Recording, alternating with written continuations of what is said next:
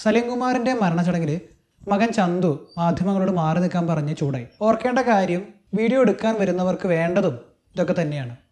എങ്കിലേ നടൻ ചന്തു പ്രതികരിച്ചത് കണ്ടോ എന്നൊക്കെ പറഞ്ഞ് വീഡിയോ ചെയ്യാൻ പറ്റുള്ളൂ.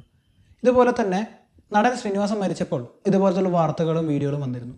ഇന്നയാൾ മറ്റേയാളെ തമ്മിൽ കണ്ടപ്പോൾ മിണ്ടിയോ, കൈ കൊടുത്തോ, അങ്ങേര് വന്നപ്പോൾ ഇങ്ങേര് തിരിഞ്ഞു നിന്നു, മുഖ്യമന്ത്രി വന്നപ്പോൾ മരിച്ചയാൾ കിടക്കുകയായിരുന്നു, എഴുന്നേറ്റ് നിന്നില്ല തുടങ്ങി 100 കൂട്ടം ചർച്ചകളും വീഡിയോകളുമാണ്.